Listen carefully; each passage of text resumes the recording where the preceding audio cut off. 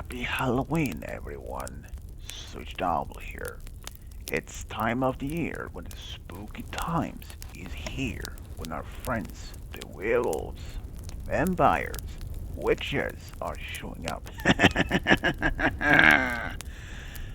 Let us welcome them to celebrate this lovely spooky holiday of the year. I have three scary stories for all of you.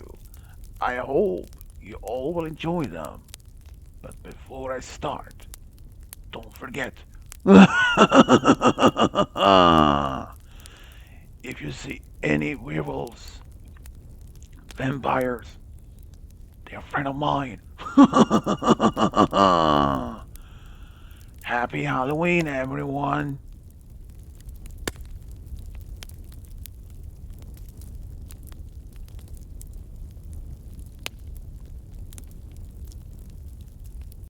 Halloween has always been one of my favorite times of the year, especially when I was a kid. Just get dressed up, walk around, ask for candy during a trick or treat. I mean, it was one of my absolute best memories from my childhood. But as I was getting older, I was unable to do that anymore. Sure, it was a bit sad, but I understood. But there's another thing about Halloween that's always on the news. There's either been a kidnap attempt of a kid, or even a successful kidnapping of a kid. That is one of the most hurtful about Halloween. I know, I know, it's pretty horrifying to be just been seeing on that on the news and never being expected that would happen to me or anyone that I knew. But unfortunately, it did.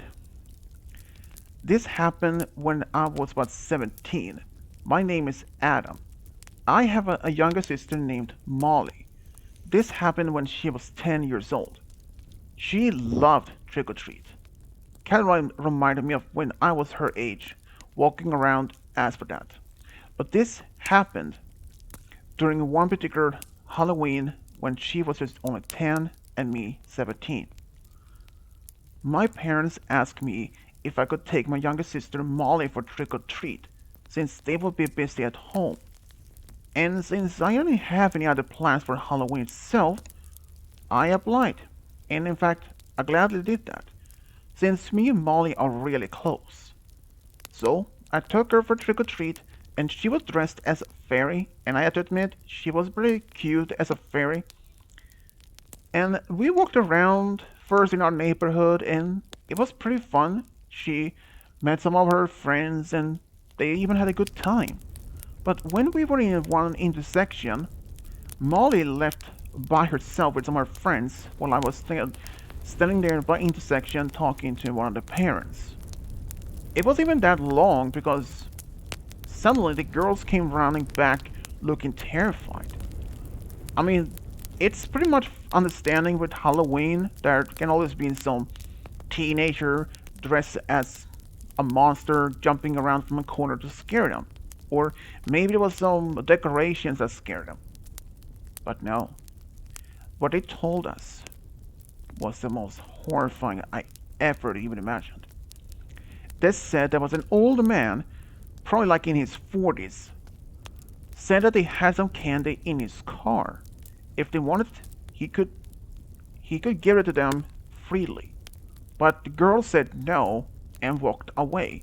But Molly, who was a bit closer to his car, suddenly he almost grabbed her, but she was fast enough to back off and ran away after her friends.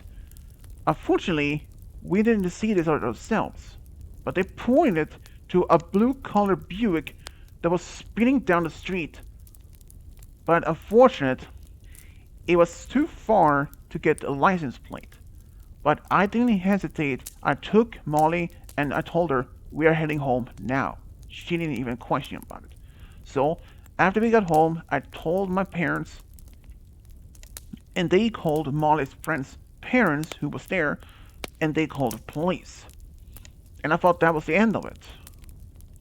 Since sometimes of a kidnap attempt or even a successful kidnapping Halloween of a kid Usually don't sometimes even get the person caught.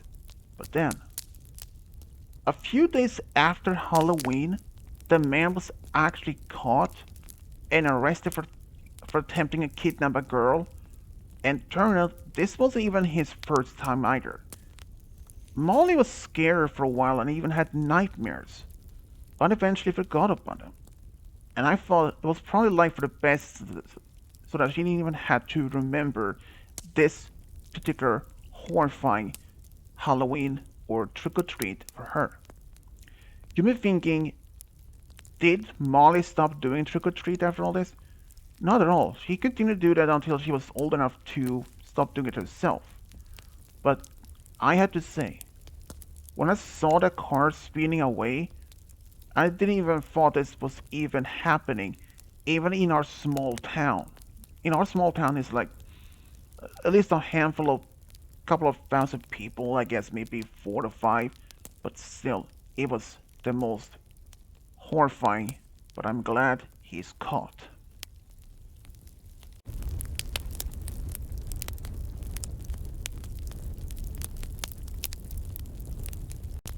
My name is Jade.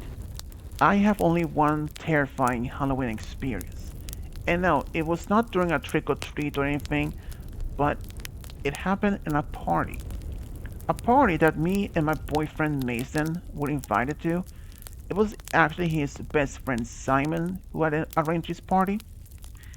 He had invited a handful of friends for some drinks, snacks, perhaps even dancing if anyone wanted.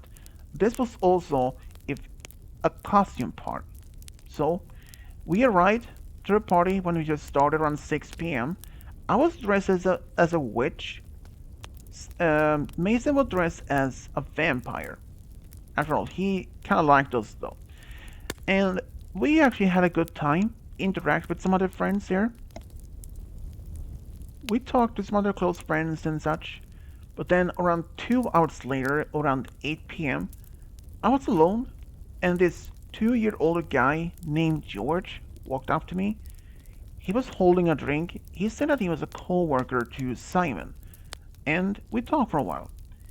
He then asked if I wanted to leave the party and go somewhere else with him, but I declined. But he insisted. But I once again said no. But I could sense that George was either tipsy or just drunk. I couldn't even tell exactly, but it was clear he was under influence of the alcohol. And when I once again said no after like a couple of times, he started getting more upset and that I was rejecting his invitation. Suddenly, he grabbed my arm and almost dragged me, and I called out, Mason! Even though there was music there during the party, but the music wasn't even that loud. And Mason came out running from the kitchen, I think was he were, and he told George to let me go, but George, with a red face, said not to interfere between him and his girlfriend. Yeah, George was referring me to be his girlfriend, but which was a lie. Then Simon walked up behind Mason and told George to leave because he is going to cause a problem. George tried again to drag me out, but luckily Mason grabbed my other arm and managed to pull me towards him, which made George unhappy, of course. But he said that me and Mason are dating. George didn't believe it. In fact, he was once again trying to say that me and George are dating. But a few guys guided George out of the house, and he left without causing any more problem. Simon apologized to me for this issue, but I told him I was fine, that when he grabbed me, it didn't leave any bruises. And later, Mason told me what he learned that George was fired for a really good reason because he showed up at work after Halloween so wasted. And Mason was like, good riddance, that serves him right.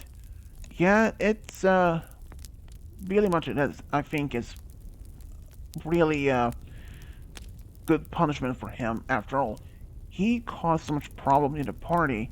But and also Simon even said that he stopped be his friend, and that's a good thing too because no matter what happens, I have no idea how much more problem that George could have caused for either Simon or anyone else that he interacted with. But that was my only terrifying event.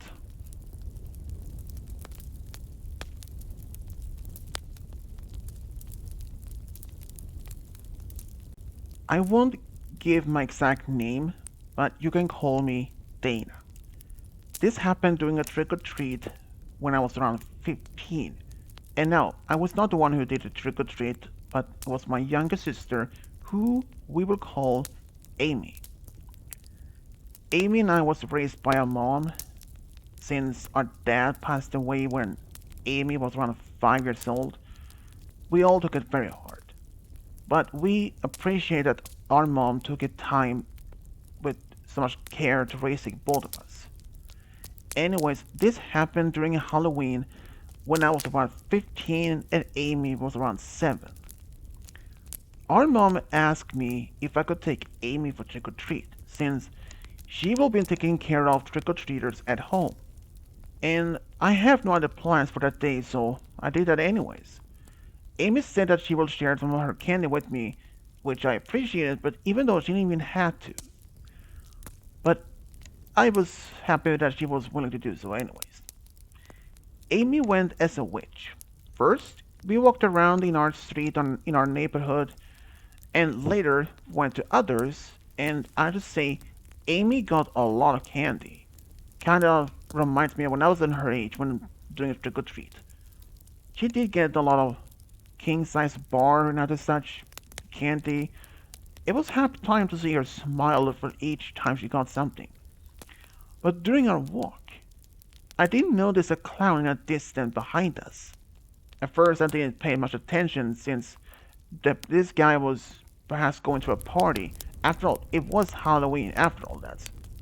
So, after a while, I did notice that this clown was always in a distance behind us. My mind was on high alert, but I acted normal. I didn't want to make this clown to know that I was on to him. So, after a while, we were just walking around, then Amy were by a house. I had even talked to a girl around my age who was even walking with her brother. And this brother of hers was actually even a classmate to Amy.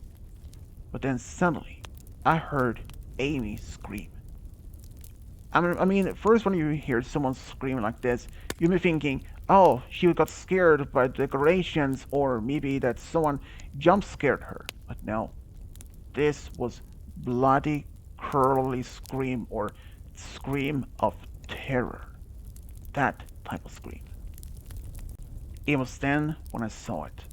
This clown guy was dragging my sister away, and I lost it. I literally ran up to him, kicked him right in the nuts, which made him growl in pain, fell on his knees, and I pinned him down. Someone called the police, and they took the guy away. They even asked how I was able to do this. I said I'm actually in karate training, and the officers that was both impressive and told me to keep up with it. I promised I would. Later, when we came home, I told my mom what happened. She was horrified. I mean, I don't blame her. She could have lost her youngest daughter at this, but she was happy I was there, took care of it.